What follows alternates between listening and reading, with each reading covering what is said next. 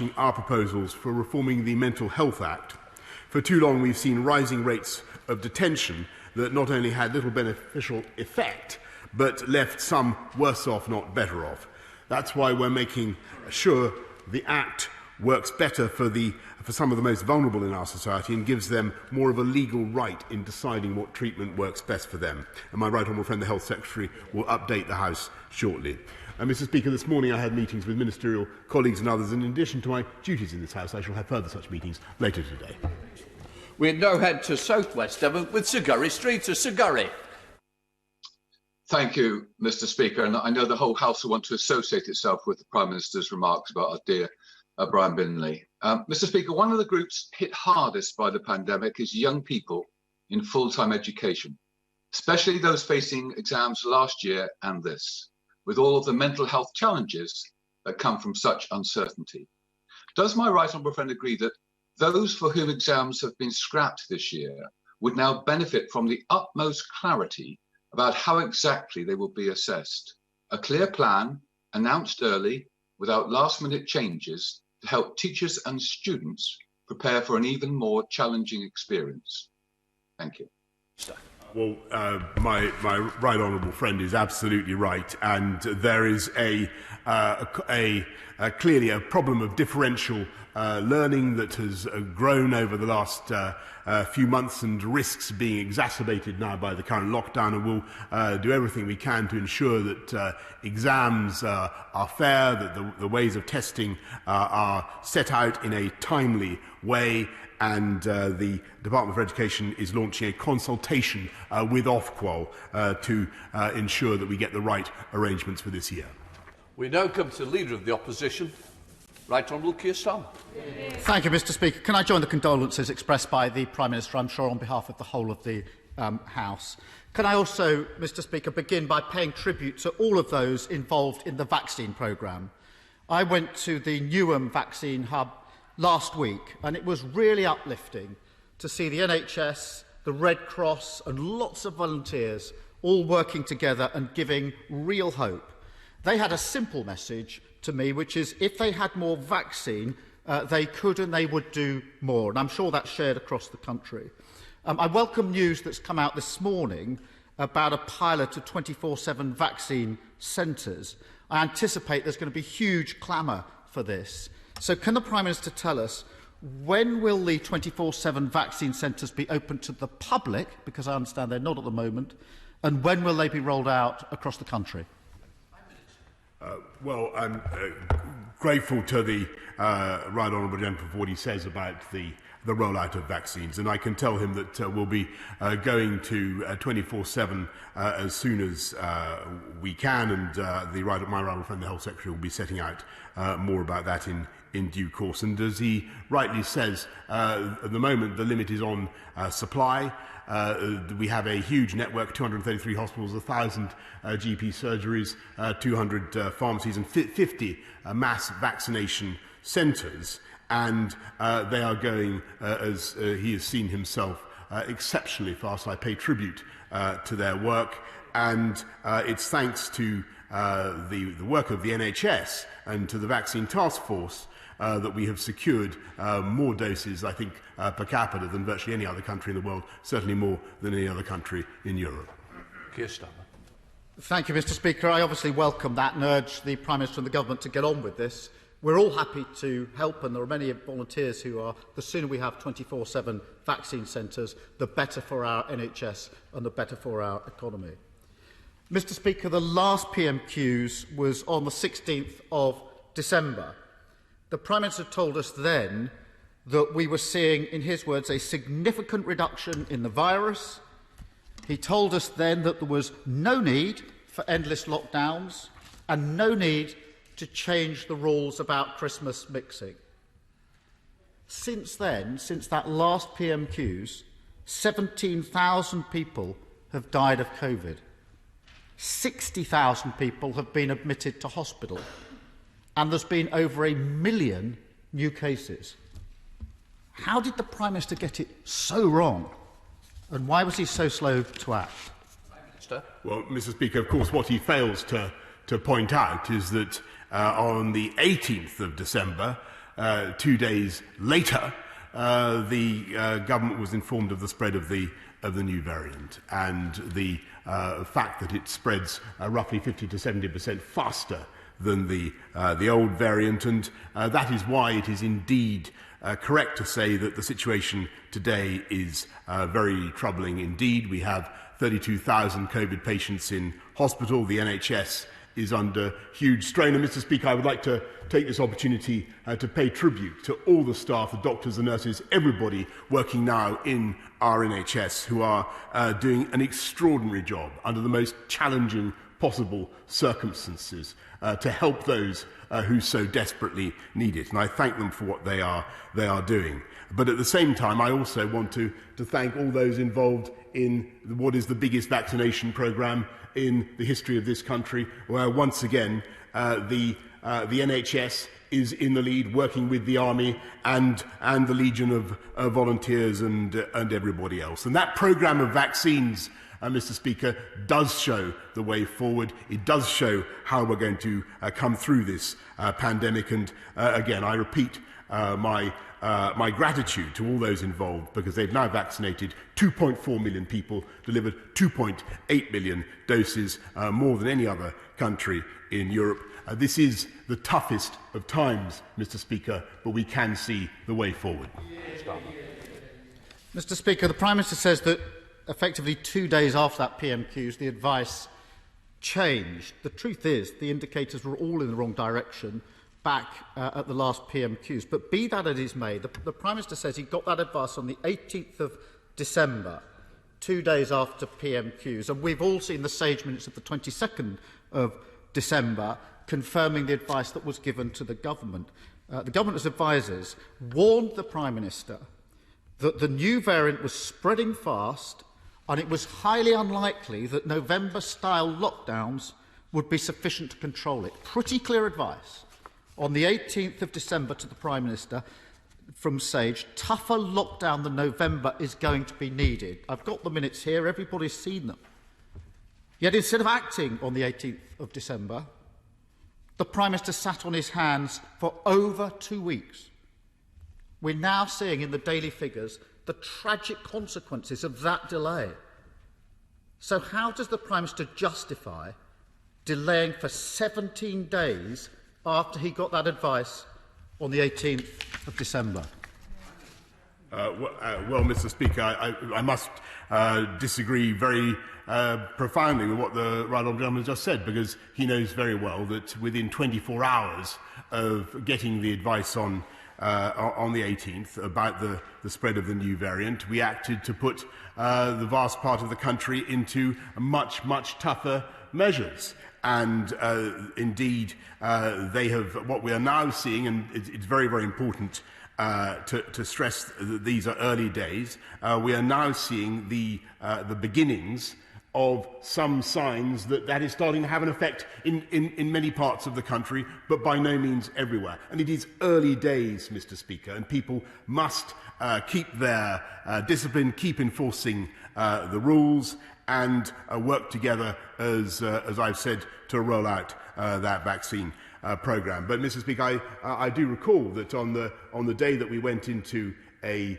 national lockdown, and sadly we were obliged to shut the schools, even on that day the Labour Party was advocating keeping schools open for understandable reasons, Mr. Speaker, because we all want to keep schools open, but I think it a bit much to be attacked for taking tougher measures to put this country into the protective measures it needed when the Labour Party were themselves calling then to keep schools open. Mr. Speaker, just for the record, I wrote to the Prime Minister on the 22nd of December. I hadn't seen the Sage advice at that stage, saying to him, if it indicated there should be a national lockdown, he should do it immediately and he'd have our full support. I'll put that in the public domain so people can just check the record. But, Mr. Speaker, more fundamentally, the Prime Minister says we took measures straight away, we put people into different tiers. The advice was a November-style lockdown is not enough.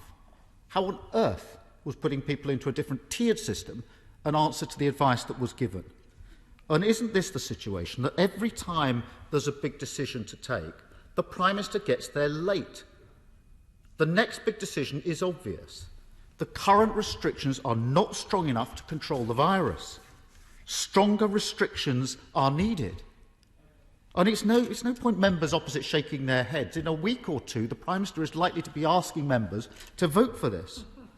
So can the Prime Minister tell us, when infection rates are much higher than last March, when hospital admissions are much higher than last March, when death rates are much higher than last March, why on earth are restrictions weaker than last March?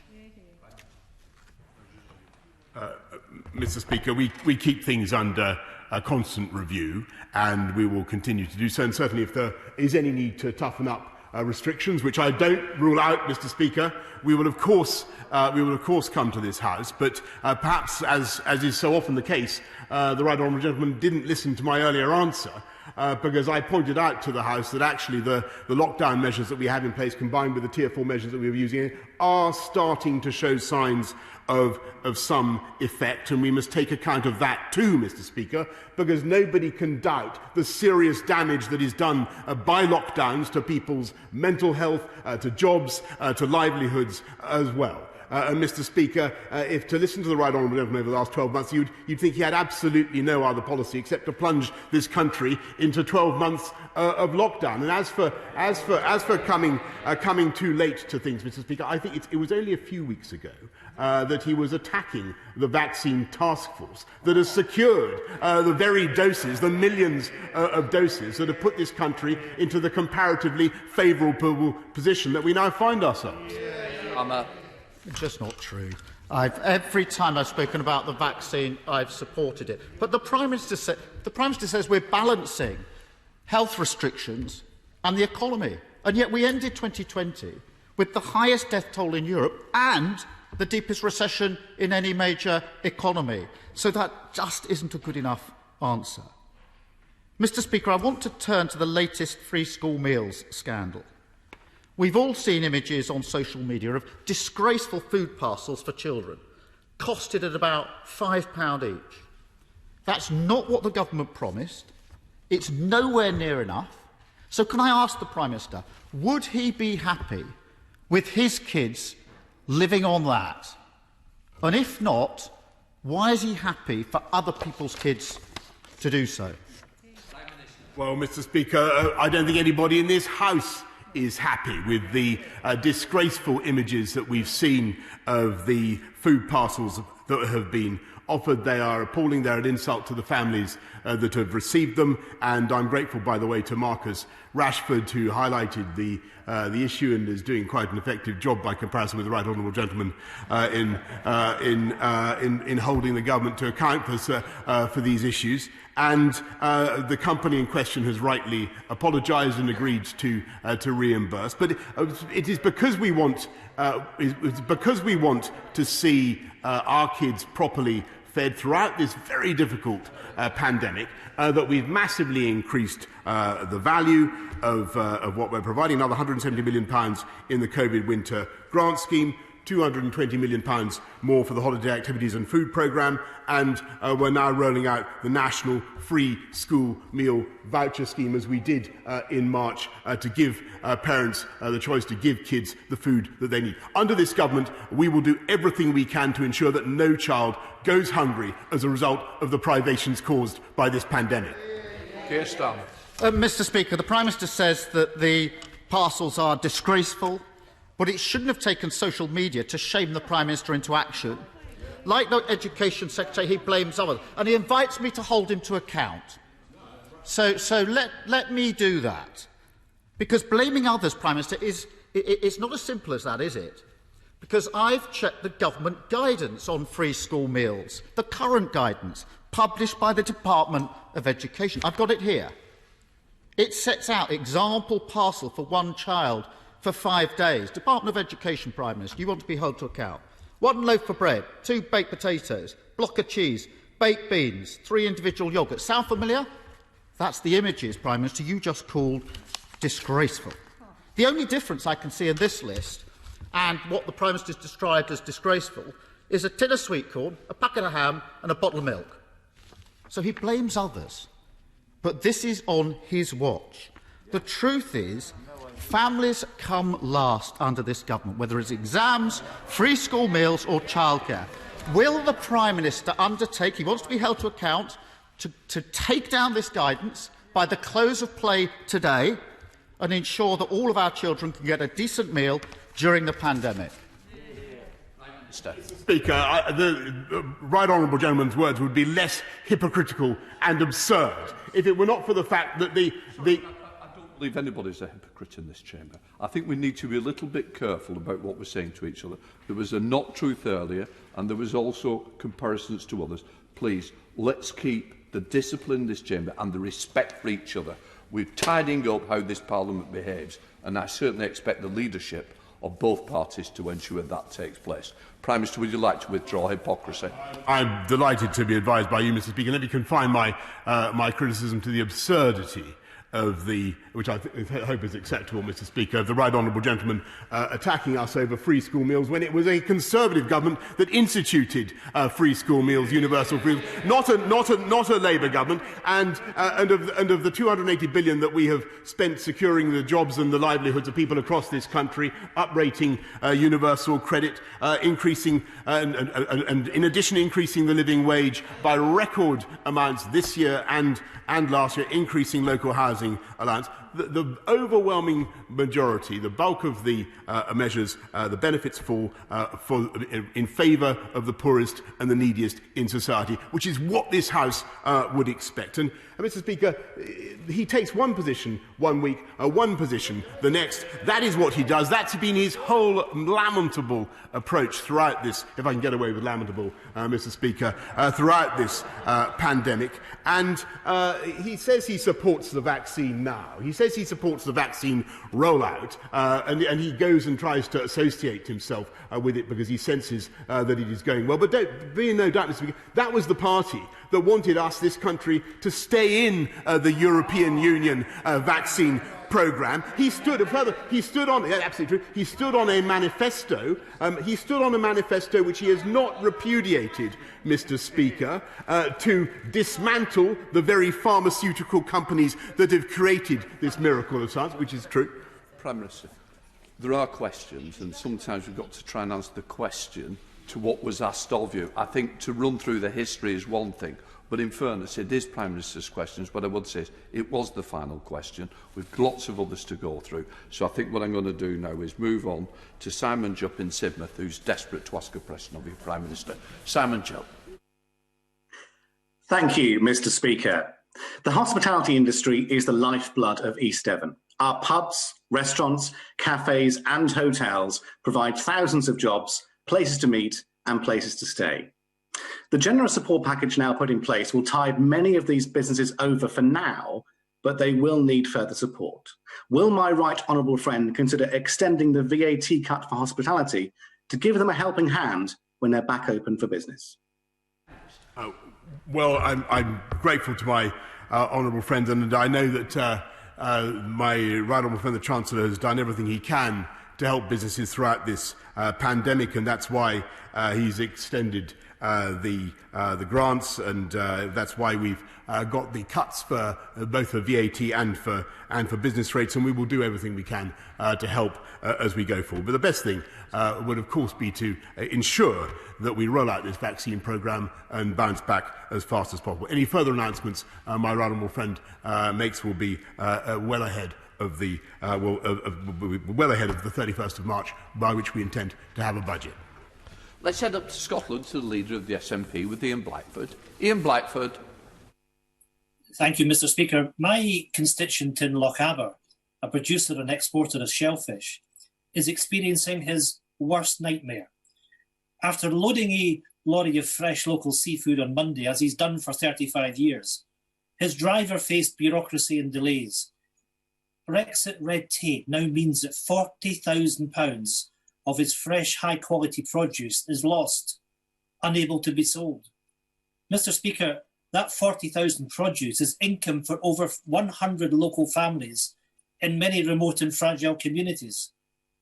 Can the Prime Minister tell my constituent, where is the sea of opportunity that he and his Scottish Tories promised?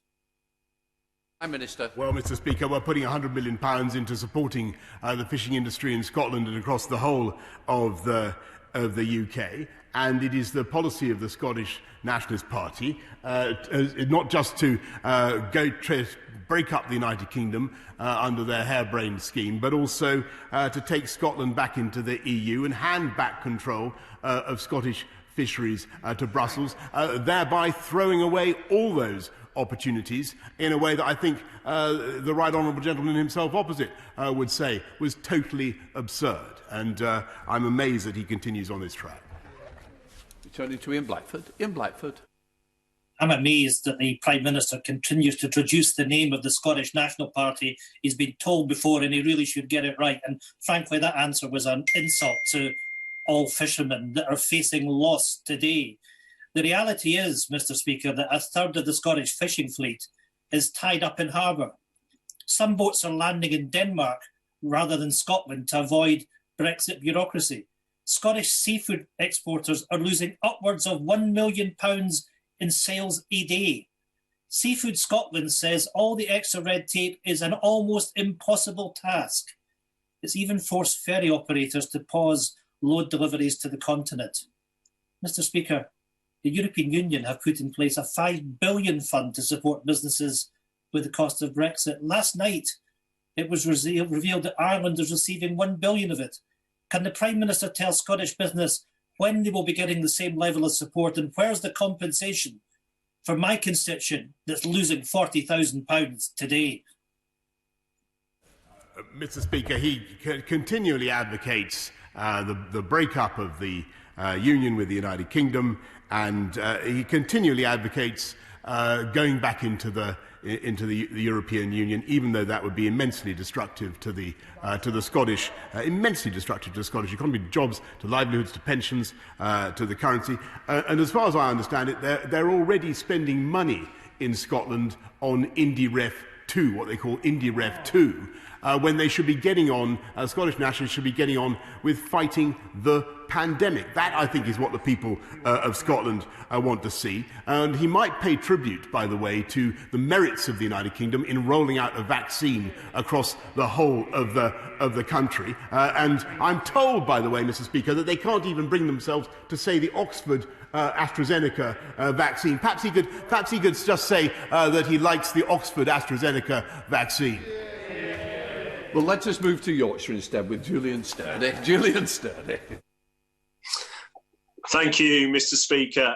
With the vaccination programme making very encouraging progress, can the Prime Minister reaffirm that lifting restrictions to return to normal as soon as it is safe is an overriding national priority? And can I invite him to consider drawing a line in the sand in terms of vaccination of sufficient numbers of the priority group, the reaching of which will trigger a phased relaxation of controls as immunity widens? Minister. Yes, Mr. Speaker, I can confirm that we're going to go down the top four priority groups who account for 88%, sadly, of COVID deaths. The target is, as he knows, by the 15th of February. There will then be an opportunity to look very carefully at the measures that we have in place, and we'll try to reverse the restrictions as soon as we reasonably can in a way that doesn't involve overwhelming the NHS. Let's head to Northern Ireland with Sir Geoffrey Donaldson. Sir Geoffrey. The Prime Minister promised us that Northern Ireland will continue to have unfettered access to the UK internal market. And yet in my constituency, consumers are facing empty supermarket shelves. They can't get parcels delivered from Great Britain. Small businesses can't bring spare parts and raw materials into Northern Ireland from Great Britain. Steel importers are facing tariffs, and we have many other problems, all caused by the Northern Ireland Protocol. So what I and the people of Northern Ireland need to know from the Prime Minister, as leader of the United Kingdom, is what his government is going to do to address this. If he will consider invoking Article 16 of the Northern Ireland Protocol to resolve these issues, because the Trader Support Service is welcome, but it isn't the solution alone. We need direct government intervention to deal with this now. Well, I thank the right honourable gentleman. I can tell him that at the moment goods are flowing effectively and in normal volumes between Great Britain and Northern Ireland. So far, no lorries have been turned back. Yes, of course, there are teething problems, and what I can say, what I can confirm to him, is that if there are problems that we believe are disproportionate, then we will have no hesitation in invoking Article 16. Let's head to Rushcliffe with Ruth Edwards. Ruth Edwards. Thank you, Mr. Speaker. May I congratulate my right honourable friend on his trade deal with the EU and welcome the prospect of a more global approach to our trading policy. Would he agree with me that a free port based at East Midlands Airport, connected to the world by trains, planes and automobiles, and focused on generating green growth is key to the success of global Britain? I'm delighted that she's campaigning for a free port. I'm a passionate supporter of free ports. They will be a process, as she knows, and successful applicants will be announced in the spring. Let's head up to St Albans with Daisy Cooper. Daisy Cooper. Thank you, Mr. Speaker. I hope that the Prime Minister will join with me in congratulating the local GPs and all the admin, medical and volunteer staff who have set up the Batchford Hall Vaccination Centre in St Albans at incredible speed. They have already vaccinated thousands of residents, but their enormous local drive and success is being hampered because they are only being provided with enough vaccine supplies to vaccinate 1,100 people a day for just 2 days a week. And they are often only getting the vaccine deliveries at very short notice. So will the Prime Minister personally intervene to ensure that the Batchford Hall Vaccination Centre in St Albans and all PCN-led local vaccine services have a much greater and more consistent vaccine supply so they can get on with the job of vaccinating the country against COVID?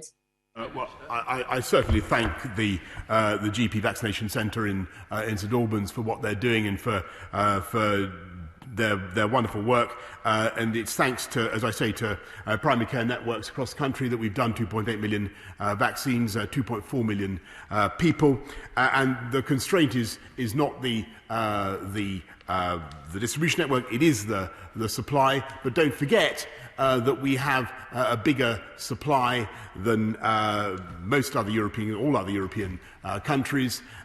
Indeed, we've virtually done as many vaccines as all other European countries put together, and we will be ramping up that supply in the days and weeks ahead. Thank you, Mr. Speaker. Will the Prime Minister join me in thanking Shropshire's defence engineers, both in the public sector and the private sector, currently working on the Warrior and Boxer military vehicle programmes, doing a great job. But as the government considers making a decision on the Challenger 2 life extension programme, will you bear in mind that excellent workforce in Shropshire that have such a history and a modern-day practice of delivering UK defence?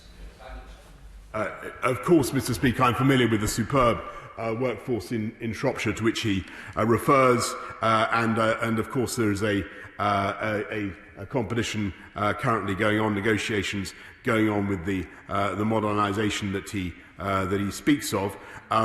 As he knows, we've made the biggest investment in our defences since the Cold War, with the recent spending review, but it would not be right for me to comment on these negotiations at this stage. Let's head to Hornsey and Green with Catherine West. Catherine West. Thank you, Mr. Speaker.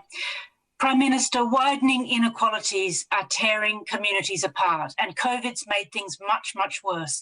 In Hornsey and Wood Green, we have a 182% increase in joblessness.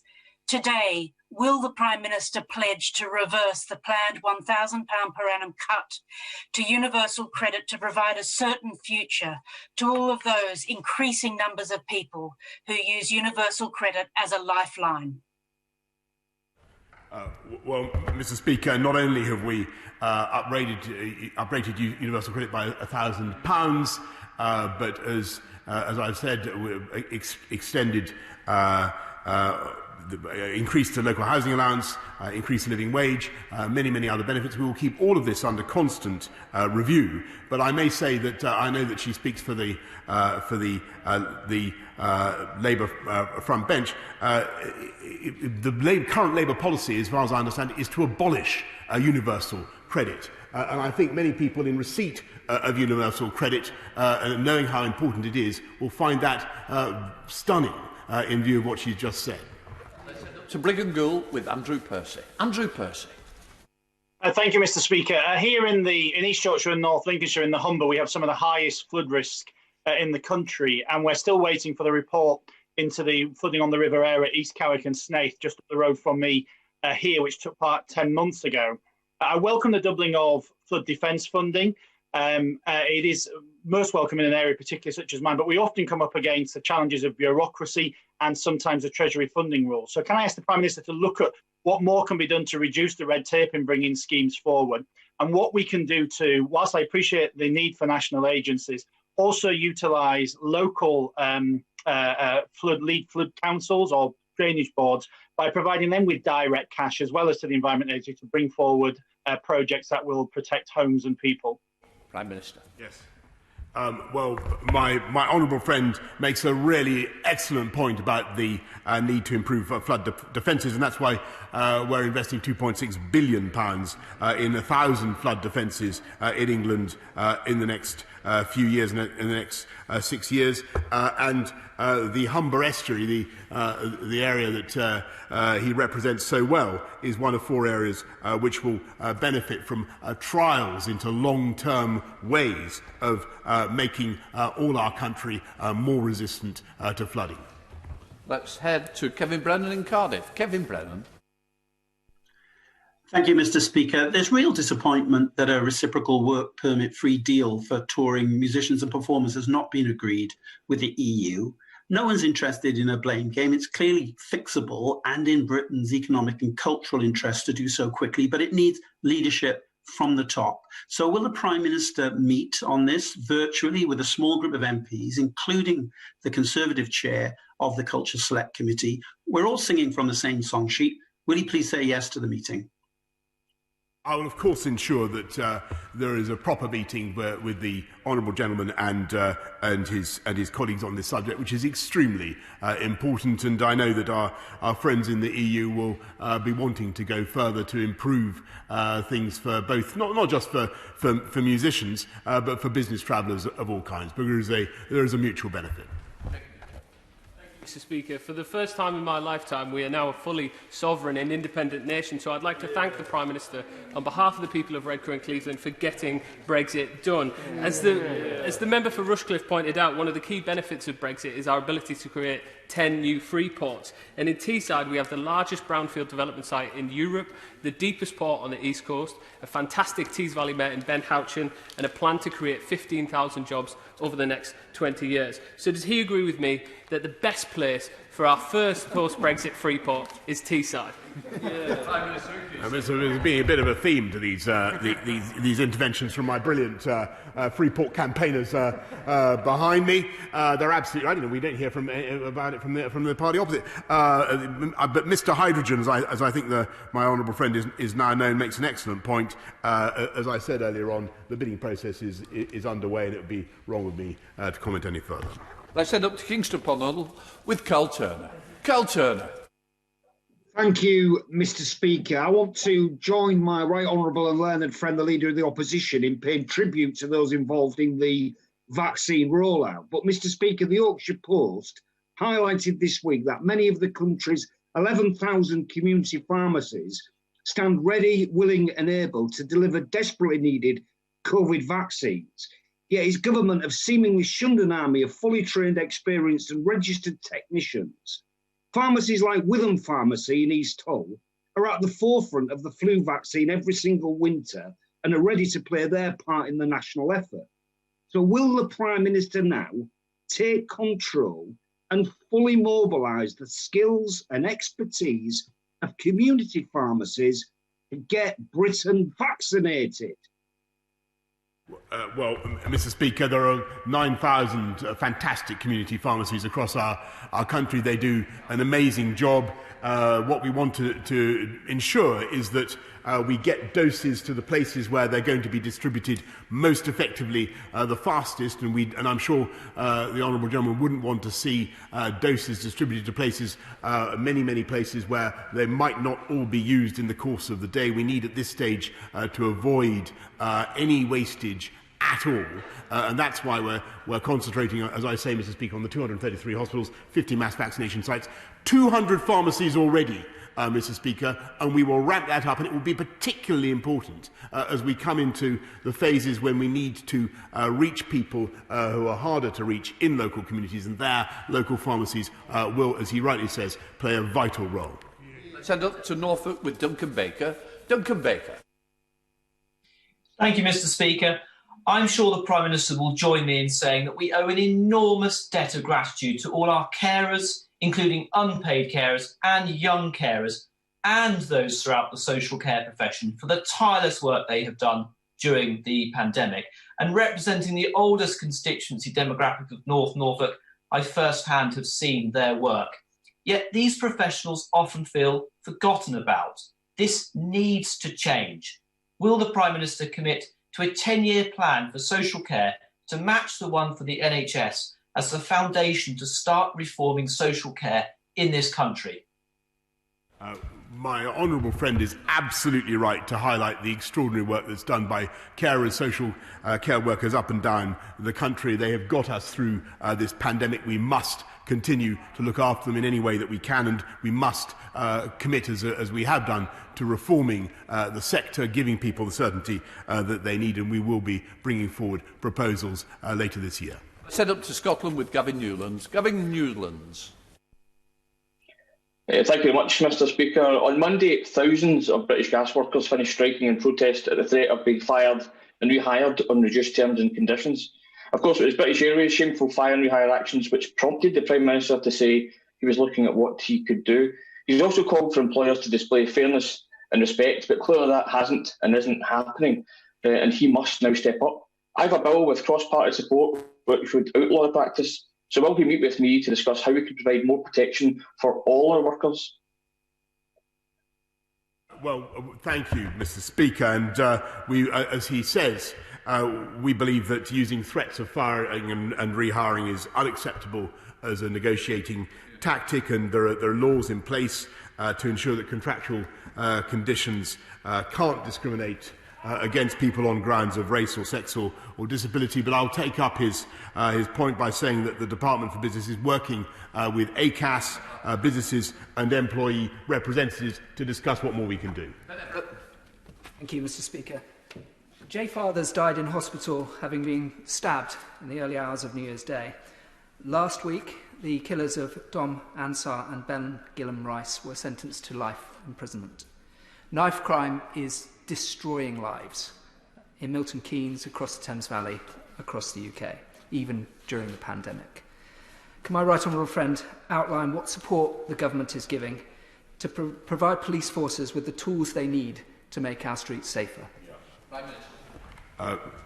Thank you, Mr. Speaker. Well, first of all, we're introducing knife crime prevention orders that are placing curbs on and limits to deter young people from going equipped and getting involved in knife crime.